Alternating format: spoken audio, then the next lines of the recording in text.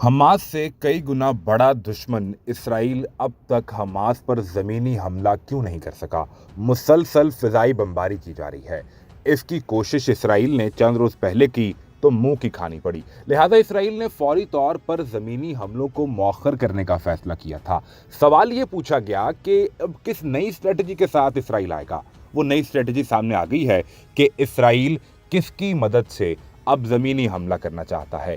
यकीनी तौर पर यह मदद किसी और की नहीं बल्कि इसराइल के माई बाप अमेरिका की मदद का इंतज़ार किया जा रहा है। अमेरिका ने मिलिट्री इक्विपमेंट भी दिया, अमेरिका ने पैसे भी दिए, अपने जंगी बहरी जहाज़ भी भेजे और अब इस खित्ते के अंदर यानी मशरिक़ वुस्ता में अमेरिका की जानिब से 6 अरब ममालिक के अंदर अपना डिफेंस सिस्टम लॉन्च किया जा रहा है, जिसे एज सून एज पॉसिबल यानी जल्द अज जल्द की बुनियाद पर नस्ब किया जाएगा और इसके बाद फिर इसराइल ज़मीनी हमला करेगा। एक तस्वीर सोशल मीडिया पर सामने आई है जो ये बताती है कि इन 6 अरब ममालिक में जब इसराइल के लिए अमरीकी दिफाई निज़ाम के 12 स्टेप पूरे कर लिए जाएंगे तो कैसे इसराइल ज़मीनी हमला कर पाएगा। खबर ये सामने आई कि इसराइल उस वक्त तक गजा पर ज़मीनी हमला मौखर करने पर राजी हुआ है कि जब तक अमेरिका इस इलाके में आकर फ़िज़ाई दिफाई निज़ाम नस्ब नहीं कर देता। ये खबर अमेरिकी जरीदे वॉल स्ट्रीट जर्नल की जानिब से दी गई है।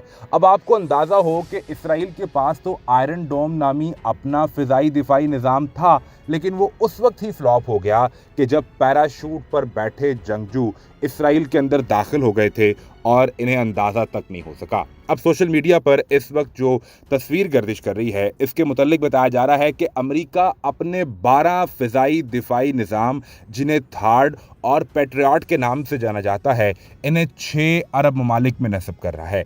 इनमें सऊदी अरब, कुवैत, उर्दन, इराक, यूएई और कतर शामिल हैं। इन तमाम के अमेरिका के साथ ताल्लुकात की नौयत क्या है ये आप, हम और पूरी दुनिया जानती है।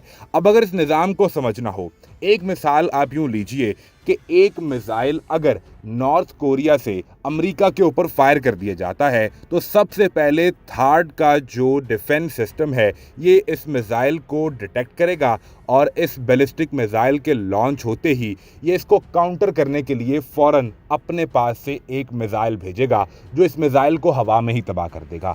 अगर यहाँ थार्ड नाकाम होता है तो इसके बाद एगेसिस वॉरशिप जो कि समुंदर में मौजूद होगा वो फ़िज़ा के अंदर इस बैलिस्टिक मिसाइल को तबाह करने की कोशिश करेगा। और अगर वो थर्ड भी नाकाम हो जाता है तो जिस जगह जाकर इस मिसाइल को अपने टारगेट को हिट करना है वहाँ पैट्रियट बैटरीज का एक सिस्टम मौजूद होगा जहाँ से इस बैलिस्टिक मिसाइल को काउंटर किया जाएगा। ये निज़ाम 6 अरब ममालिक में लगाकर इसराइल अमेरिका के बलबूते पर गजा पर फ़िज़ाई नहीं बल्कि अब ज़मीनी हमला करेगा।